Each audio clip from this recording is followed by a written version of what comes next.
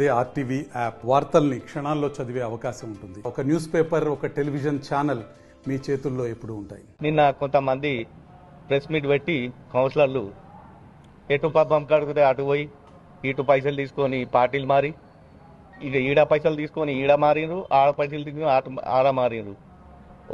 వాళ్ళకే ఉన్న నిర్కలలో ఇంకా మంత్రి హరీష్ రావు గారికి విమర్శిస్తూ ఏం చేసిరు మైనార్టీ కార్తులు. ఆఖరి సఫర్ నుంచి స్టార్ట్ చేస్తే మీకు దానిలో ఆఖరి సఫర్ అంటే అది వైకుంఠ రథం ఉంటుంది చూడండి. ఫస్ట్ ఆడ నుంచి స్టార్ట్ చేస్తే ఎన్సాన్పల్లి కాడ ఇప్పుడు దాదాపు అది 10 కోట్ల ఆస్తి సొంత డబ్బులు నిధులు పెట్టి ఖబ్రస్థాన్కు జాగా ఇప్పించడం జరిగింది.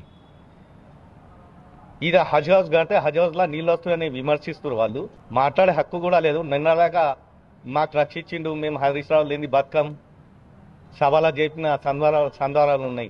ఆ నోటితోనే ఎట్లా చెప్పబుద్ధి అవుతుంది. షాదీఖానాకు మాట్లాడితే షాదీఖాన్లకు ఏం చేయలే ఒట్టి కలిసిండు అని చెప్తారా? సిడిపి నిధుల ద్వారా షాదీఖానాకు షేడ్ గురించి 25 లక్షలు దేశపతి శ్రీనివాస్ గారు ద్వారా శాంక్షన్ చేయడం జరిగింది. 25 లక్షల రూపాయలు. ప్రభుత్వం వస్తే ఏదో అభివృద్ధి పనిచేసి చూపెట్టాలి కానీ చేసిన డెవలప్మెంట్కు ఇంకా విమర్శించుడా. దానికి ఖబ్రస్థాన్కు జాగా అంటే సొంత నిధులు పెట్టుకొని అలా ఇన్సాన్పల్లి కాడ జాగా 5 ఎకరాల జాగా ఇప్పిస్తే అది దాదాపు మైనార్టీలకు జరిగినటువంటి 10 కోట్లు ఆస్తి ఉంటుంది.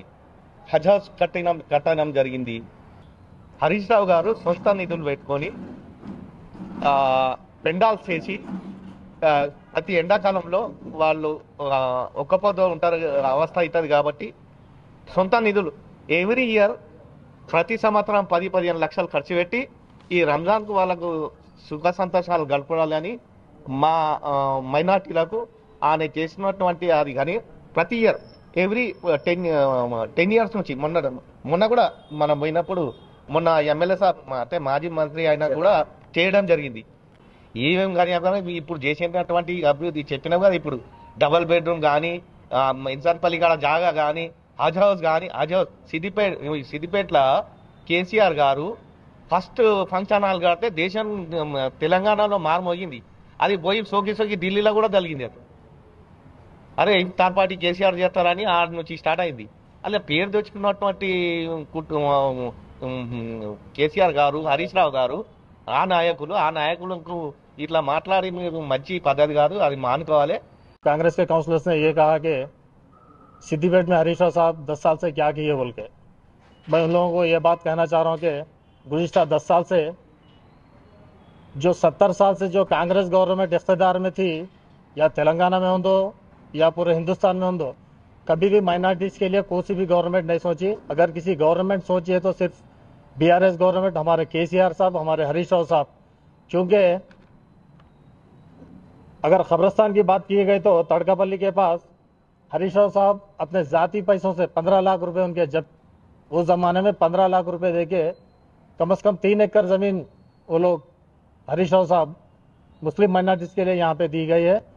आज वो ज़मीन का रेट भी अल्हम्दुलिल्लाह करोड़ों रुपए में चले गया है। क्योंकि आप लोग को सब बात मालूम रह के भी है, खाली हरीश राव साहब के ऊपर कीचड़ उछालना बोल के एक साजिश के तरह काम कर रहे हैं, ये हमें मालूम है। क्योंकि और साथ ही साथ मदीना फंक्शन हॉल में जो कि शेड के काम के लिए 25 लाख रुपए भी हमारे हरीश राव साहब यहाँ पे सैंक्शन किए हैं। और उसी के साथ जो क्राकरी के आइटम रहते फंक्शन हॉल के अंदर 15 लाख रुपए लगा के आज वो क्राकरी का आइटम भी यहाँ के मुस्लिम माइनॉरिटीज़ को फ़ायदा उठा रहे हैं। इसके उनको कई पैसे उनको बच जा रहे हैं मदीना फंक्शन हॉल के ज़रिए आज।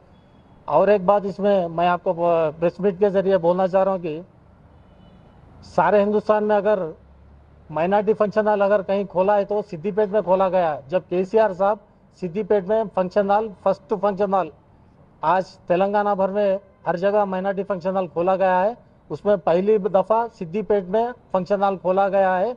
ये भी आप अपने कान खोल के सुन लो। और साथ ही साथ और अपने हरीश राव साहब हर साल 10 आदमियों को अपने ज़ाती पैसे लगा के उम्रा को भेजा रहे हैं। कांग्रेस के कोई लीडर भेजा रहा है क्या? मैं आपको पूछना चाह रहा हूँ। आपके खाली मुंह में जो ज़बान है, ज़बान को यूज़ करते हुए काम कर रहे हैं, मगर दूसरा कोई भी आप काम जो है प्रैक्टिकली काम नहीं कर रहे हैं। और मैं आपको ये बात पूछना चाह रहा हूँ कि कांग्रेस गवर्नमेंट जब इलेक्शन से पहले मुस्लिम माइनॉरिटी डिक्लेरेशन के लिए वो जब वो मीटिंग्स रखे गए सभा में, वो रेवंत रेड्डी साहब बहुत कुछ बोले, मगर उसके अंदर एक भी वो लोग जो है उसके अंदर एक स्कीम भी इम्प्लीमेंट नहीं करे। खासकर जो है केसीआर साहब तेलंगाना बने बाद इमाम मौजूनों के लिए 5-5 हज़ार रुपये गवर्नमेंट की तरफ से दिए गए हैं। इलेक्शन के दरमियान में 2023 के एमएलए इलेक्शन के दरमियान में कांग्रेस जो रेवंत रेड्डी साहब है इमाम को 12,000 रुपये और मौजून को 10,000 रुपये बोल के बोले, मगर वो आज तक भी इम्प्लीमेंट नहीं करे। मैं सिद्दीपेट के माइनॉरिटी लीडर से ये सवाल कर रहा हूँ, आप जाइए जाके ये जो 12,000 रुपये इमाम के लिए और जो 10,000 रुपये मौजून के लिए जो सैंक्शन करे, आप जाके लड़के वहाँ पे पहले इम्प्लीमेंट कराओ। आप वो काम नहीं करके सिद्दीपेट में हरीश राव साहब क्या करे, ये करे, वो करे, जो खाली आप जो बातें कर रहे हैं बेबुनियाद बातें हैं, खाली प्रोपगंडा है वो। మరిన్ని వీడియోస్ కోసం ఛానల్ ని సబ్స్క్రైబ్ చేయండి, లేటెస్ట్ అప్డేట్స్ కోసం వాట్సాప్ ఛానల్ ని ఫాలో చేయండి అండ్ లింక్ డిస్క్రిప్షన్ లో ఉంది.